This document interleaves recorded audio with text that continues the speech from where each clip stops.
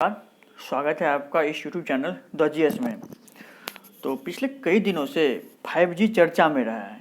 हालांकि ऐसा बात नहीं है कि ये 5G पिछले कुछ दिनों से चर्चा में या पिछले कई सालों से चर्चा में है, लेकिन पिछले 4-5 दिनों में अमेरिका में जब ट्रायल शुरू हुआ तो ये चर्चा का विषय बन गया है, क्योंकि कुछ नेविगेशन कंपनियाँ ने अपना फ्लाइट वहाँ पर लैंड करने से या उड़ाने से मना कर दिया है। तो चलिए हम जानेंगे इसमें डिटेल से कि आखिर ये चर्चा में क्यों है, और उसके बाद जो 5G का सफ़र है उसमें 1G से लेकर के 5G तक में क्या डिफरेंट है, उसमें क्या क्या स्पीड रही है, इसके बारे में जानेंगे। और सबसे लास्ट में जानेंगे कि इंडिया को 5G कंट्रोवर्सी से बचने के लिए पहले से ही क्या क्या तैयारियां कर लेनी चाहिए, ताकि जो समस्या कई विभिन्न देशों में देखने को मिल रही है वो समस्या भारत जैसे देशों में देखने को न मिले। इसके लिए भारत को क्या क्या कदम उठाना चाहिए, इसके बारे में जानने की कोशिश करेंगे। तो चलिए हम सेशन को स्टार्ट करेंगे और ये जानेंगे कि आखिर ये चर्चा में क्यों रहा है। अमेरिका में क्या हुआ है कि कुछ कंपनियां द्वारा 5G ट्रायल शुरू कर दिया गया। इससे ये हुआ है कि कुछ एयरलाइंस कंपनी जैसे एयर इंडिया जैसे समेत कई ऐसे कंपनियां हैं जो वहाँ उड़ने से मना कर दिया गया, यानी कि वहाँ अपना सेवाएं देने से उन्होंने मना कर दिया गया। ये ऐसा क्यों हुआ है? क्योंकि अमेरिका में जो 5G सेवा शुरू हुआ है वो सी बैंड पर आधारित है। सी बैंड क्या होता है? सी बैंड एक प्रकार से मतलब मिड वेथ रेडियो फ्रीक्वेंसी होता है।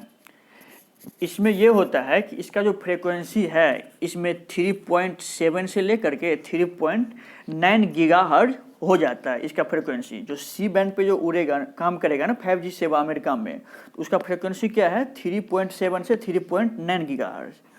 और जो एयरलाइंस कंपनियां जो अपनी सेवाएं देती हैं वो भी रेडियो फ्रीक्वेंसी के माध्यम से ही सेवाएं देती है।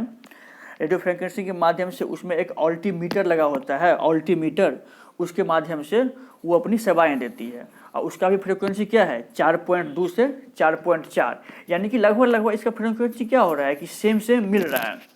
तो इससे ये अनुमान लगाया जा रहा है कि जो अल्टीमीटर है, जो ये मतलब विमान सेवाओं को ये पहले से आगाह करता है कि मौसम खराब है, कहाँ लैंड करना चाहिए, कहाँ लैंड नहीं करना चाहिए, कहाँ सुरक्षित स्थान है लैंड करने के लिए, इस सब चीज़ के बारे में अल्टीमीटर जानकारी देता है। तो इसमें यह अनुमान लगाया गया है कि जो दोनों का फ्रिक्वेंसी लगभग सेम मिल रहा है, तो इससे सटीक अनुमान लगाने में विमान कंपनियां असमर्थ हो जाएंगे, यानी कि उस कन्फ्यूजन पैदा हो जाएगा दोनों फ्रिक्वेंसी में जो लगभग सेम का डिफरेंट है इसके माध्यम से। इसीलिए कुछ कंपनियां ने यहाँ सेवाएं देने से मना कर दिया गया। हालांकि ऐसा बात नहीं है कि 5G केवल अमेरिका में ही शुरू हुआ है। इससे पहले लगभग 40 देशों में यह सेवाएं शुरू कर दी गई है, लेकिन वहाँ पे कोई कंट्रोवर्सी देखने को नहीं मिला। उसका कारण यह रहा है कि वहाँ पे विभिन्न देशों में क्या किया गया है, बफर जोन बना दिया गया। बफर जोन क्या होता है? बफर जोन के माध्यम से यह होता है कि जहाँ पे वो एयरलाइंस कंपनी जो है वहाँ जहाँ पे एयरपोर्ट है, यानी कि उसके आसपास के क्षेत्रों में क्या करता है, वहाँ पे जो 5G सेवाएं हैं उसको हटा देता है, ताकि जो वहाँ पे एयरलाइंस कंपनियां हैं आसानी से लैंड कर सके। तो 40 से अधिक देशों में बफर जोन का निर्माण लगभग कर दिया गया है, और इसीलिए वहाँ पे इस सब के लिए उतना कंट्रोवर्सी नहीं रहा। हालांकि उस जो 40 देशों में ये सेवाएं शुरू हुई है उसमें यह भी देखा गया है कि वहाँ पे जो सेवाएं दे रही है 5G कंपनियां वो लो बैंड पे सेवाएं दे रही है। हालांकि ये जो फ्रीक्वेंसी है 5G का वो 3 लेवल पे काम करता है, लो बैंडविड्थ, मिडिल बैंडविड्थ और हाई बैंडविड्थ पे। अगर लो बैंडविड्थ पे काम करेगा तो उसका फ्रीक्वेंसी थोड़ा कम होता है, तो इससे एयरलाइंस कंपनियां को उतना नुकसान नहीं होगा। हालांकि मिडिल और हाई रेंज पे काम करती है तो उसमें एयरलाइंस कंपनियां को दिक्कत है, इसीलिए यह पिछले कई दिनों से चर्चा में रहा है। तो चलिए हम अब ये जानने की कोशिश करेंगे आखिर 1G, 2G, 3G, 4G, 5G है क्या। तो 1G का मतलब यानी कि जी का मतलब जनरेशन से है, जनरेशन। ये एक प्रकार से क्या होता है, वायरलेस सेवाएं हैं। जो जी जैसे 1G से लेकर के 5G है, ये क्या है, वायरलेस सेवाएं। इसका मतलब क्या होता है, बिना तार के माध्यम से हम एक स्थान से दूसरे स्थान पे आसानी से संचार कर सकते हैं, यानी कम्युनिकेट कर सकते हैं। हालांकि यह कहना गलत होगा कि ये जो सर्विस है 1G से लेकर के 5G, ये वायरलेस सर्विस है, क्योंकि इसमें ऑप्टिकल फाइबर, आप देखे होंगे टावर, विभिन्न जगह टावर रहता है, टावर के नीचे ऑप्टिकल फाइबर बिछाया जाता है, वो भी एक प्रकार से तार के माध्यम से ऑप्टिकल फाइबर बिछाया जाता है ना। तो हम ये नहीं कह सकते हैं कि ये वायरलेस कम्युनिकेशन है, क्योंकि इसमें ऑप्टिकल फाइबर का उपयोग बहुत मात्रा में किया जाता है। तो चलिए अब हम ये जानते हैं कि 1G क्या होता है। 1G की शुरुआत जो है 1890 के आसपास, यानी कि 1880 से 1890 के बीच में इसकी शुरुआत हो गई थी। इसका स्पीड देखा जाए तो 24 kbps, कितना कम स्पीड था, 24 kbps के आसपास स्पीड था। इससे क्या होता था कि वॉइस क्वालिटी मतलब बिल्कुल कम था। एक बार हेलो बोलो, मुश्किल 5 मिनट के बाद वहाँ पर हेलो हेलो पहुँचता था, वो भी बहुत धीरे धीरे, यानी कि बहुत एकदम से कह सकते हैं मतलब बैड क्वालिटी था वॉइस का। और उसमें यह होता था कि उसमें कुछ ही क्षेत्रों में, यानी कि कुछ ही, जैसे मान लो इंडिया है तो इंडिया से बाहर 1G पे आप कॉल नहीं कर सकते थे। तो यही था 1G। उसके बाद धीरे धीरे टेक्नोलॉजी में कुछ बढ़ोतरी दिखा गया। उसके बाद 1G के स्थान पर 2G आया। 2G 1992 के आसपास में आया। इसमें क्या हुआ, स्पीड 24 kbps से बढ़ करके 64 kbps तक हो गया।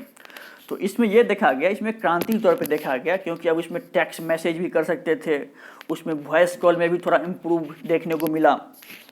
और इसमें यह भी हुआ कि पहले जैसे 1G में क्या होता था, सिर्फ एक ही देश में कॉल कर सकते थे, लेकिन इसमें क्या हुआ, 2G के आने से अब आप इंटरनेशनल कॉल भी कर सकते हैं। ये 2G के आने से एक फ़ायदा हुआ। सबसे बड़ा फायदा तो ये हुआ कि आप इसमें टेक्स्ट मैसेज कर सकते थे। यह उस समय आम लोगों के लिए क्रांति के तौर पर देखा गया। उसके बाद 3G आता, लेकिन 3G से पहले क्या हुआ, ट्रायल के तौर पे 2.5G को लाया गया। 2.5G में क्या किया, कुछ इंटरनेट सेवाएं दी गई। उसमें इंटरनेट सेवाएं के माध्यम से यह हुआ कि आप ईमेल किसी को भेज सकते हैं, रिसीव कर सकते हैं, और कुछ चीज़ें को आप ब्राउज भी कर सकते हैं, यानी कोई चीज़ को आप सर्च भी कर सकते थे उसमें 2.5G के माध्यम से। और उसमें स्पीड जो है बढ़ा करके 64 kbps से बढ़ा करके 144 kbps कर दिया गया। तो 2.5G के बाद अब 3G आया। 3G लगभग 2003-2004 के आसपास आ गया था, और इसका स्पीड 2 Mbps हो गया। सोचिए, जब 2.5G का स्पीड कितना था, लगभग 144 kbps, लेकिन ये 3G के आने से इसका स्पीड 2 Mbps बढ़ गया। तो इसमें यह हुआ कि आप लोग पहले ऑडियो कॉल करता था, अब वीडियो कॉल करना शुरू कर दिया गया, वीडियो गेमिंग करना शुरू कर दिया गया, और इंटरनेट का स्पीड पहले की अपेक्षा बहुत अधिक मात्रा में होने लगा। और ये 3G था। उसके बाद 3G के बाद 4G आया। हालांकि 4G लगभग पूरा विश्व के कई देशों में 2012 के आसपास ही आ गया था, लेकिन इंडिया में जब रिलायंस जियो आया ना लगभग 2015 में, तब से 4G की शुरुआत इंडिया में देखी गई। इसमें स्पीड तो गजब का था। पहले इसमें स्पीड 2 Mbps का था, अब वो बढ़ के 100 Mbps तक हो गया स्पीड। हालांकि इतना स्पीड अभी तक नहीं दिया गया, हम लोग तो यूज नहीं किए 100 Mbps, मतलब 4, 5, 6 तक यूज़ करते हैं मोबाइल में। हालांकि तो लेकिन इसमें टेक्नोलॉजी है, इसलिए इसमें जो स्पीड है 100 Mbps तक बताया गया कि इसका स्पीड 100 Mbps तक होगा। उसमें एक गजब का फ्यूचर था, एक LTE और VoLTE, 2 फ्यूचर पे आधारित था 4G। जब रिलायंस जियो आया था तो केवल LTE सर्विस दे रहा था। इसका मतलब ये होता है कि जब तक आप इंटरनेट ऑन करेंगे तो इंटरनेट के माध्यम से ही आपका कॉलिंग होगा। अगर इंटरनेट आप ऑन नहीं करेंगे तो बिना इंटरनेट के माध्यम से वॉइस कॉल भी आप नहीं कर सकते। तो इसमें ये होता था कि कॉल करने में परेशानियां होती थी, इसलिए LTE टेक्नोलॉजी को थोड़ा इम्प्रूव किया गया और उसके स्थान पर VoLTE लाया गया, यानी कि VoLTE। तो इसमें यह होता है कि अब आप कॉल भी कर सकते हैं आसानी से, और आप इंटरनेट का यूज भी बहुत आसानी से कर सकते हैं। यही बेसिक अंतर है LTE और VoLTE में।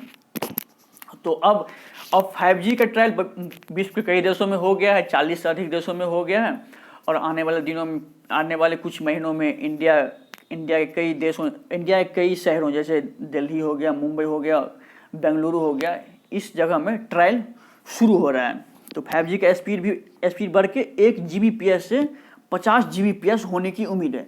सोचिए 5G आ जाएगा तो कितना मतलब इंटरनेट में क्रांति आ जाएगी, सब कुछ मतलब आसान हो जाएगा। खास करके उसके लिए जो इंटरनेट ऑफ थिंग्स से जुड़े हुए हैं, जो टेक्नोलॉजी का उपयोग बहुत बहुत मात्रा में करना चाहते हैं और बहुत आसानी से, बहुत सुलभ तरीका से करना चाहते हैं, उनके लिए 5G का आना एक बहुत सुदृढ़, मतलब उसके लिए बहुत आसान हो जाएगा उसका जीवन, ये कह सकते हैं। तो अब हम ये जानेंगे कि जो कंट्रोवर्सी चल रही है 5G के आने से विभिन्न देशों में, जैसे अमेरिका के बारे में मैंने आपको बताया कि अमेरिका में क्या क्या वहाँ परेशानियाँ हो रही है 5G के आने से, तो इंडिया में ऐसे परेशानी न हो, इसके लिए पहले से इंडिया को क्या करना चाहिए। इंडिया को जो विभिन्न देशों में जो कमियां हैं वो अभी से सीख करके उस पर ध्यान देना चाहिए। उस कमियां को 5G ट्रायल शुरू होने से पहले ही उस कमियां को दूर कर लेना चाहिए। और जैसा कई देशों में, 40 से अधिक देशों में बफर जोन का निर्माण कर दिया गया है, तो इंडिया में भी अधिक से अधिक बफर जोन का निर्माण कर देना चाहिए। तो इसके माध्यम से यह होगा कि जो एयरपोर्ट के आसपास का जगह है वहाँ पे 5G सेवाएं बाधित हो जाएंगी। वहाँ पे फ्रिक्वेंसी, वहाँ का मतलब 5G बड़ा फ्रिक्वेंसी वहाँ पे नहीं रह करके उसका फ्रिक्वेंसी कम कर दिया जाएगा, जिसके माध्यम से यह होगा कि वहाँ जो एयरलाइंस कंपनियाँ हैं वो अपना सर्विस बहुत आसानी से बिना किसी रुकावट को दे सकते हैं। तो आशा करता हूँ कि आपको सेशन अच्छा लगा हो। तो चलिए हम इस सेशन को यहीं पे ख़त्म करेंगे। अपना ध्यान रखिए, तब तक धन्यवाद।